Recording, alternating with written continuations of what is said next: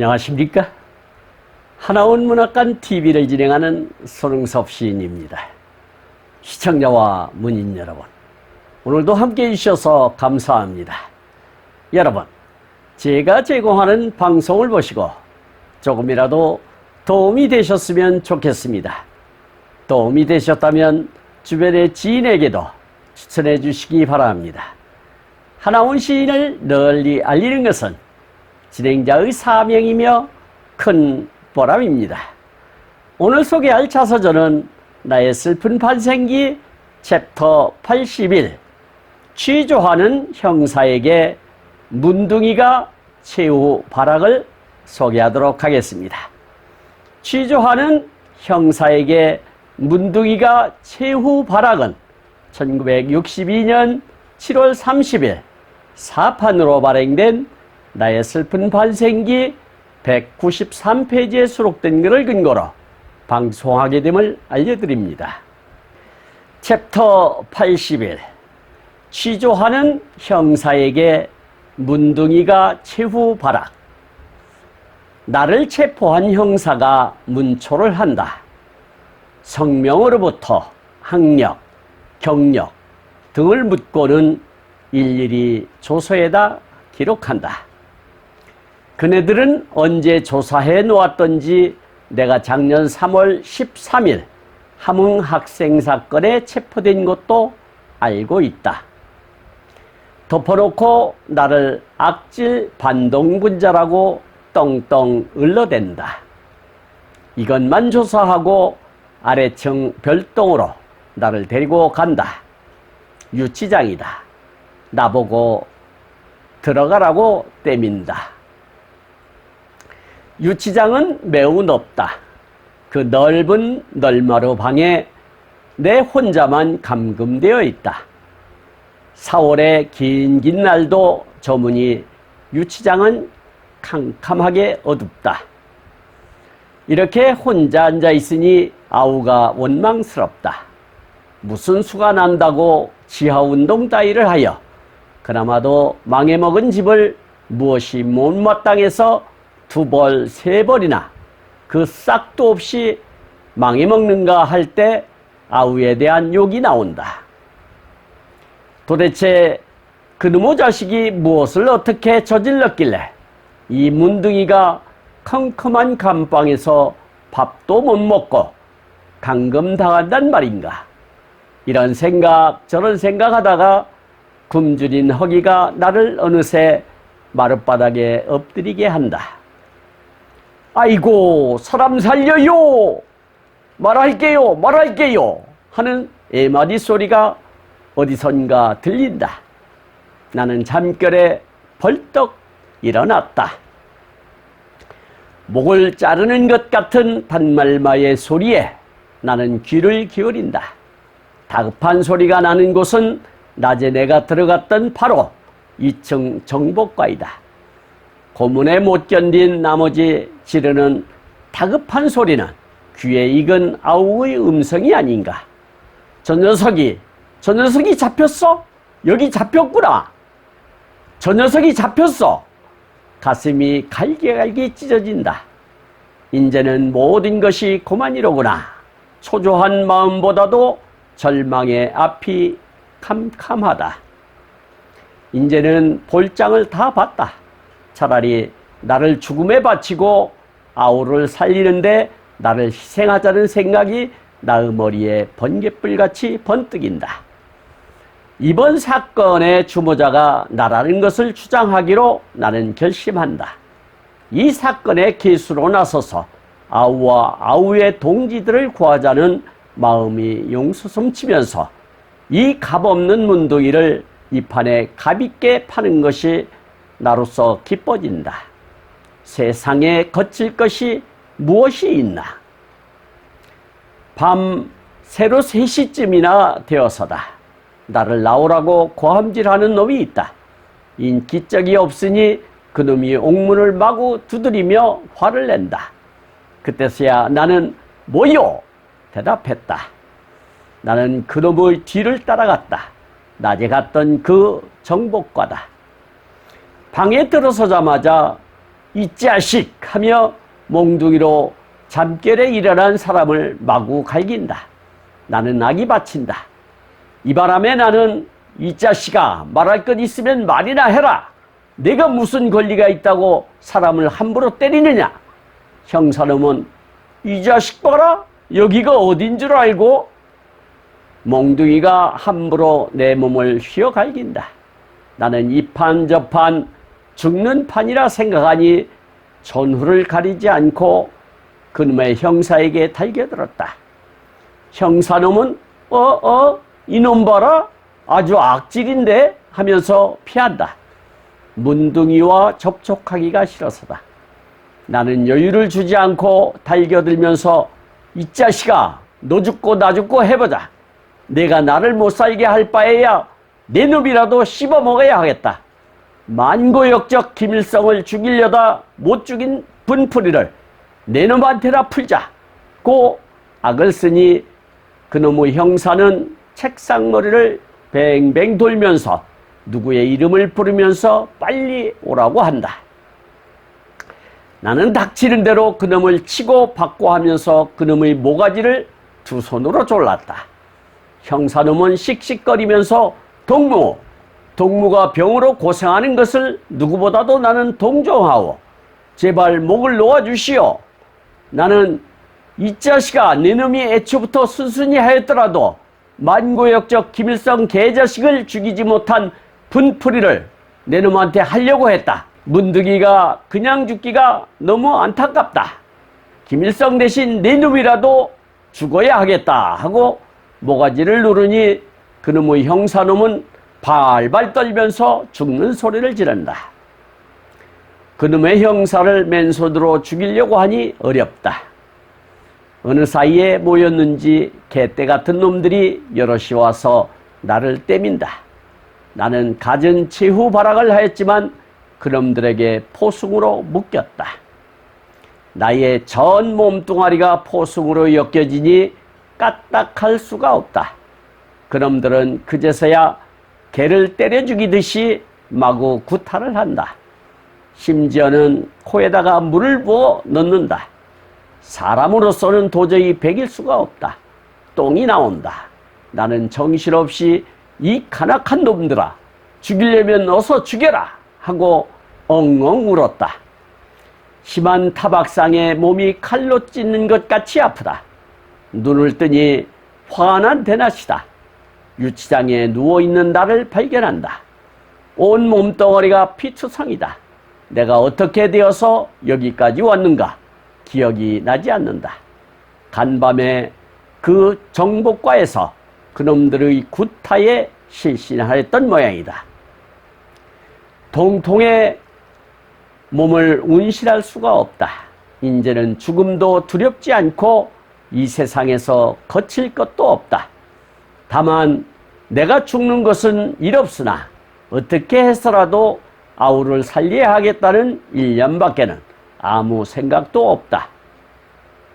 몸은 찢어나가는 듯이 아프다. 피투성인 몸은 멍이 들어 시퍼렇다. 배가 고파서 밥을 달라고 고함을 치니 보안대원이 온다.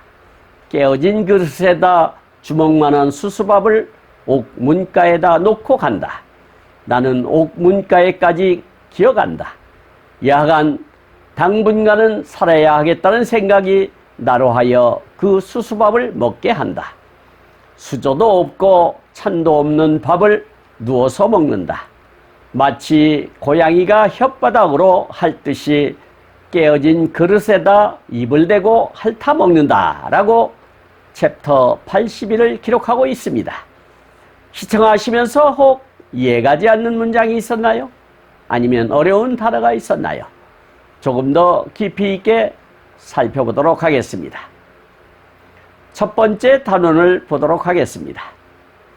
나를 체포한 형사가 문초를 한다. 성명으로부터 학력, 경력 등을 묻고는 일일이 조서에다 기록한다. 그네들은 언제 조사해 놓았던지 내가 작년 3월 13일 함흥 학생 사건에 체포된 것도 알고 있다. 덮어놓고 나를 악질 반동군자라고 떵떵 을러댄다. 이것만 조사하고 아래층 별동으로 나를 데리고 간다. 유치장이다. 나보고 들어가라고 떼민다. 유치장은 매우 높다. 그 넓은 널마룻방에 내 혼자만 감금되어 있다. 4월의 긴 날도 저무니 유치장은 캄캄하게 어둡다.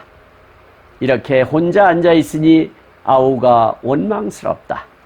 무슨 수가 난다고 지하운동 따위를 하여 그나마도 망해먹은 집을 무엇이 못마땅해서 2벌 3벌이나 그 싹도 없이 망해먹는가 할 때 아우에 대한 욕이 나온다 라고 챕터 81을 열고 있는데요. 하우는 기초적인 인정신문을 받고 지난해 겪었던 함흥학생 사태에 연행되었던 것도 알고 있다는 것으로 보아 지금처럼 전산화가 아닌 시절을 감안하여 볼 때 개인 조난자리철이 있었던 것이 아닌가 싶습니다. 아마도 주범인 아우가 잡혔기 때문에 하우는 간단한 조사만 받고 1층 별동의 유치장에 수감했던가 봅니다. 하우는 동생을 원망하면서 혼잣말로 욕을 했던 것 같습니다. 왜 안 그렇겠습니까? 그렇지 않아도 김일성으로 하여금 지주라는 이유로 모든 재산을 몰수당해 재산상으로 폭망한 상태에서 이렇게 가족의 해체까지 감수해야 할 상황이 되었으니 원망스러웠겠지요. 여기서 체포라고 하는 것은 형법상 사람의 신체에 대하여 직접적 구속을 가하여서 행동의 자유를 빼앗는 일을 뜻한다 하겠습니다. 악질이라고 하는 것은 못되고 나쁜 성질을 뜻하는 것이 되겠고요. 별동이라고 하는 것은 본체와 별도로 떨어뜨려 지은 집체를 뜻한다 하겠습니다. 유치장이라고 하는 것은 범죄 혐의는 받고 있으나 아직 기소되지 않은 자나 가벼운 범죄를 저지른 자를 일정 시간 동안 가두어 두는 곳을 뜻한다 하겠고요. 감금이라고 하는 것은 사람을 강제로 일정한 곳에 가두어 드나들지 못하게 함을 뜻한다 하겠습니다. 다음 단원을 보도록 하겠습니다. 도대체 그놈의 자식이 무엇을 어떻게 저질렀길래 이 문둥이가 컴컴한 감방에서 밥도 못 먹고 감금당한단 말인가. 이런 생각 저런 생각하다가 굶주린 허기가 나를 어느새 마룻바닥에 엎드리게 한다. 아이고 사람 살려요, 말할게요 하는 애마리 소리가 어디선가 들린다. 나는 잠결에 벌떡 일어났다. 목을 자르는 것 같은 단말마의 소리에 나는 귀를 기울인다. 다급한 소리가 나는 곳은 낮에 내가 들어갔던 바로 2층 정복과이다. 고문에 못 견딘 나머지 지르는 다급한 소리는 귀에 익은 아우의 음성이 아닌가. 저 녀석이 잡혔어? 여기 잡혔구나. 저 녀석이 잡혔어. 가슴이 갈기갈기 찢어진다. 인제는 모든 것이 그만이로구나. 초조한 마음보다도 절망의 앞이 캄캄하다. 인제는 볼장을 다 봤다. 차라리 나를 죽음에 바치고 아우를 살리는데 나를 희생하자는 생각이 나의 머리에 번갯불같이 번뜩인다 라고 기록하고 있는데요. 별동에 갇혀 밥도 못 먹고 잠을 자고 있는데 낮에 자신이 신문을 받던 곳에서 신음소리와 함께 고문의 고통을 견디지 못하고 지르는 개성이 어디서 많이 들은 음성이다 싶었는데 하운이 그렇게도 사랑하는 아우 목소리가 아니던가. 에고 이젠 끝장이구나 싶어 실성한 사람처럼 뇌까리며 잡혔구나, 잡혔어 하면서 절벽으로 추락하는 심정이 되었겠지요. 이제는 모든 것이 끝장이구나 싶어 초조한 마음이 절망으로 다가오네요. 하우는 이럴 바에야 사회로부터 질시의 대상인 자신이 아우를 대신하여 희생하고픈 마음이 번뜩였다고 고백하네요. 진정한 피부치의 심정이겠지요. 여기서 감방이라고 하는 것은 교도소에서 죄수를 가두어 두는 방을 뜻한다 하겠습니다. 그리고 허기라고 하는 것은 굶어서 몹시 배가 고픈 느낌을 이르는 말이 되겠고요. 에마디라고 하는 것은 말이나 소리의 단 한마디를 뜻한다 하겠습니다. 단말마라고 하는 것은 숨이 끊어질 때의 마지막 고통을 이르는 말이 되겠고요. 고문이라고 하는 것은 어떤 사람이 숨기고 있는 것을 강제로 알아내기 위하여 육체적, 정신적 고통을 주며 신문함을 뜻한다 하겠습니다. 초조라고 하는 것은 애가 타서 조마조마함을 뜻하는 말이 되겠고요. 희생이라고 하는 것은 다른 사람이나 어떤 목적을 위해 자신이나 가진 것 등을 바치거나 포기함을 뜻한다 하겠습니다. 그리고 번개불이라고 하는 것은 번개가 일어날 때 번쩍이는 빛을 뜻한다 하겠습니다. 다음 단원을 보도록 하겠습니다. 이번 이 사건의 주모자가 나라는 것을 주장하기로 나는 결심한다. 이 사건의 계수로 나서서 아우와 아우의 동지들을 구하자는 마음이 용솟음치면서 이 값없는 문둥이를 이 판에 값있게 파는 것이 나로서 기뻐진다. 세상에 거칠 것이 무엇이 있나? 밤 새로 3시쯤이나 되어서다. 나를 나오라고 고함질하는 놈이 있다. 인기척이 없으니 그놈이 옥문을 마구 두드리며 화를 낸다. 그때서야 나는 뭐요? 대답했다. 나는 그놈의 뒤를 따라갔다. 낮에 갔던 그 정복과다. 방에 들어서자마자 이 자식 하며 몽둥이로 잠결에 일어난 사람을 마구 갈긴다. 나는 악이 바친다. 그 바람에 나는 이 자식아 말할 것 있으면 말이나 해라. 내가 무슨 권리가 있다고 사람을 함부로 때리느냐. 형사놈은 이 자식 봐라 여기가 어딘 줄 알고? 라고 기술하고 있는데요. 하우는 유치장에서 아우의 애마디를 들으며 값어치 없는 자신을 값어치 있는 문둥이로 만들어 보겠다는 결심을 했던 것으로 보여집니다. 그러니까 아우나 그의 동료들이 저지른 것이 아니라 하운 자신이 주모자이며 계수라는 누명을 쓰겠다는 속셈인 것이지요. 새벽 3시쯤 되었을 때 누군가가 문을 두드리며 나오라고 하여 일어나서 다시 2층 정복과로 갔다고 하네요.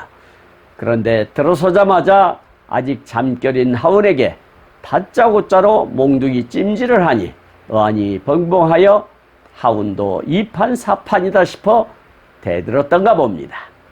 본래 하운이 한덩치 하는 관계로 힘으로 밀어붙이자면 당할 자가 없는 존재지요. 홈그라운드 형사에게 화를 돋우는 꼴이 되었겠지요. 여기서 주모자라고 하는 것은 주장하여 어떤 일이나 음모를 꾸미는 사람을 뜻한다 하겠고요.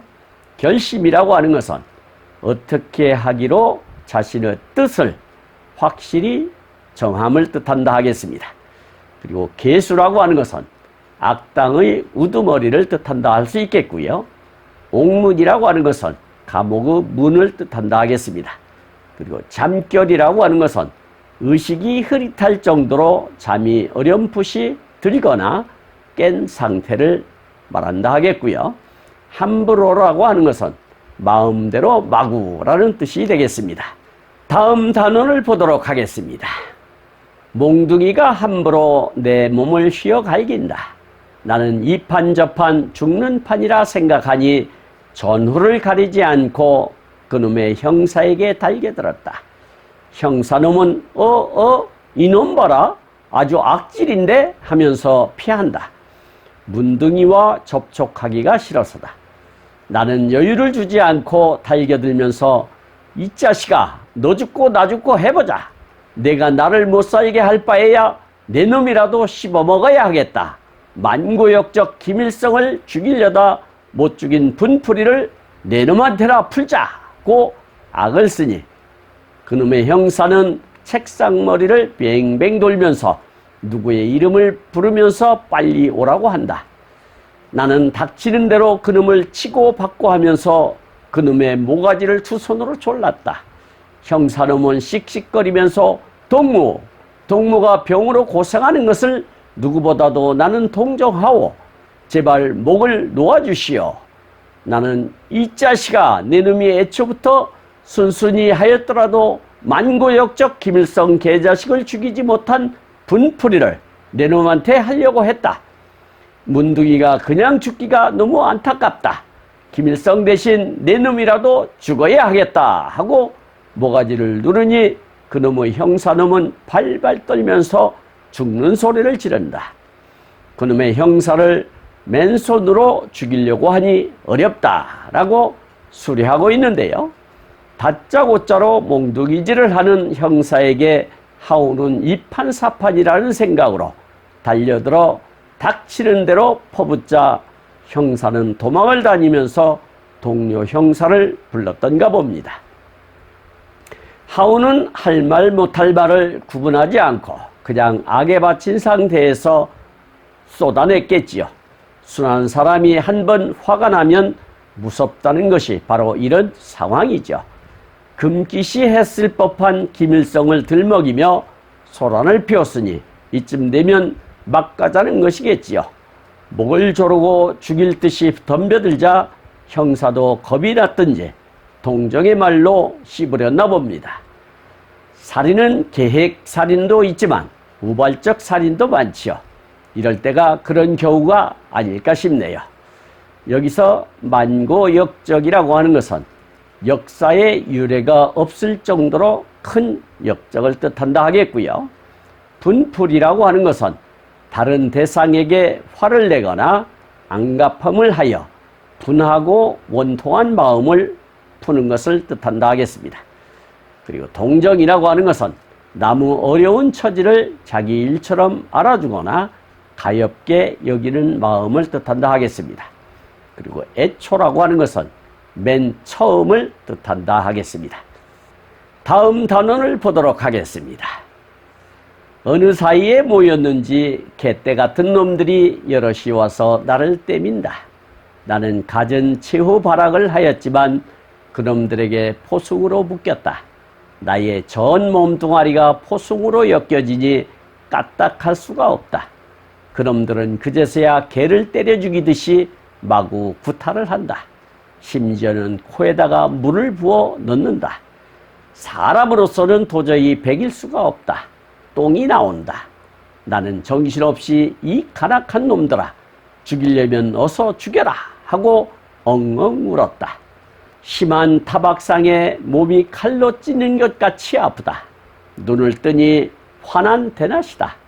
유치장에 누워있는 나를 발견한다. 온몸 덩어리가 피투성이다. 내가 어떻게 되어서 여기까지 왔는가 기억이 나지 않는다. 간밤에 그 정복과에서 그놈들의 구타에 실신하였던 모양이다 라고 기록하고 있는데요. 형사가 구원 요청하자 벌떼처럼 동료들이 모여들어 하운을 포승줄로 꽁꽁 묶어버리자 옴짝달싹을 못하게 되자 이놈 저놈이 달려들어 몽둥이 찜질을 했던가 보네요.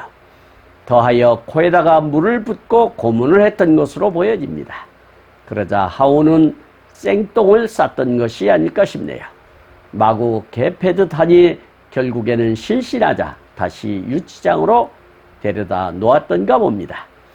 정신이 들었을 때는 만신창이가 되어 마치 칼로 찢는 듯한 고통이 밀려왔겠지요. 죽기 살기로 대들었으니 뻔한 대가가 아니었을까요? 여기서 최후 발악이라고 하는 것은 일이나 순서의 맨 마지막으로 앞뒤를 분별하여 따지지 않고 모질게 기를 쓰거나 소리를 지름을 뜻한다 하겠습니다. 포승이라고 하는 것은 죄인을 잡아 묶는 노끈을 뜻한다 하겠고요. 까딱이라고 하는 것은 고개나 손발 따위를 앞뒤로 또는 아래 위로 세게 살짝 움직이는 모양을 나타내는 말이라 할 수 있겠습니다. 구타라고 하는 것은 사람이나 짐승을 함부로 치고 때림을 뜻하는 말이 되겠고요. 가나카안이라고 하는 것은 간사하고 악독한 이런 뜻이 되겠습니다. 그리고 타박상이라고 하는 것은 무엇에 맞거나 부딪혀서 생긴 상처를 뜻한다 할 수 있겠고요. 실신이라고 하는 것은 병이나 큰 충격으로 잠시 의식을 잃는 것을 뜻한다 하겠습니다. 마지막 단원을 보도록 하겠습니다. 동통에 몸을 운신할 수가 없다. 이제는 죽음도 두렵지 않고 이 세상에서 거칠 것도 없다. 다만 내가 죽는 것은 이롭으나 어떻게 해서라도 아우를 살려야 하겠다는 일념밖에는 아무 생각도 없다. 몸은 찢어나가는 듯이 아프다. 피투성인 몸은 멍이 들어 시퍼렇다. 배가 고파서 밥을 달라고 고함을 치니 보안대원이 온다. 깨어진 그릇에다 주먹만한 수수밥을 옥문가에다 놓고 간다. 나는 옥문가에서 기어간다. 여하간 당분간은 살아야 하겠다는 생각이 나로 하여 그 수수밥을 먹게 한다. 수저도 없고 찬도 없는 밥을 누워서 먹는다. 마치 고양이가 혓바닥으로 핥듯이 깨어진 그릇에다 입을 대고 핥아 먹는다 라고 챕터 81을 마감 짓고 있습니다. 훔신 두들겨 맞은 하오는 그 통증으로 하여금 움직일 수도 없었다고 하네요. 그렇다 보니 죽음도 두렵지가 않았던가 봅니다. 세상에는 가장 무서운 사람이 포기한 사람이죠.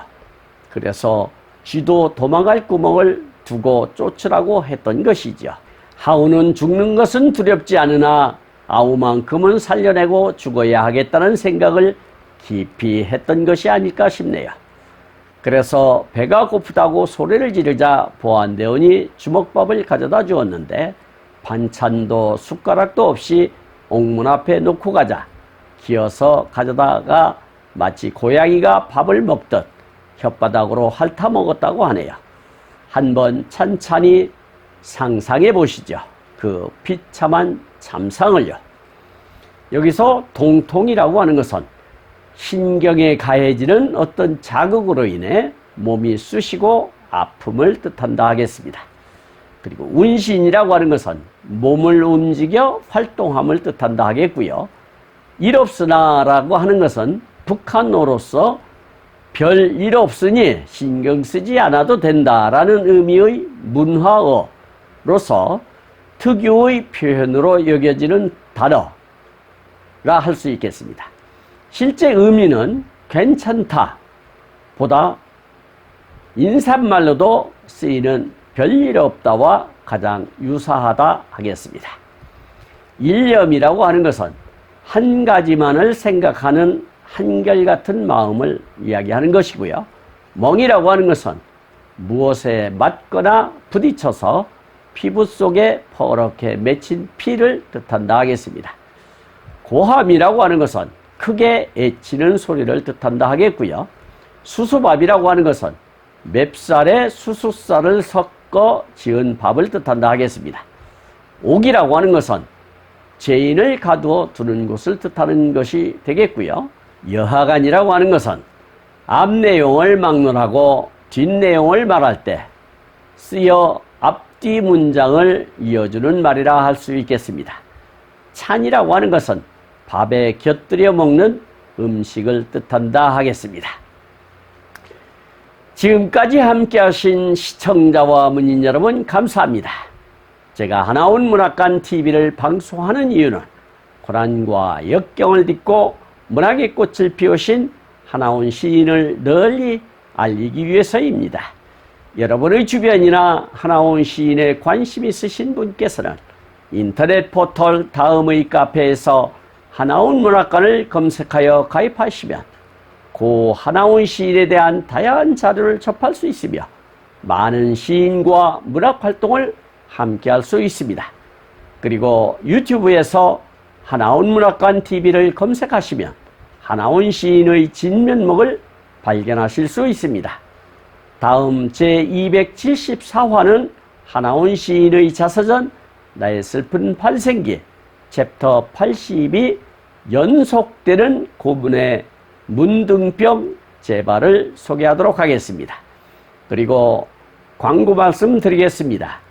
하나원 문학관에서는 화면의 사진과 같이 문인의 등용문인 파랑새라는 문학지를 발간하고 있습니다.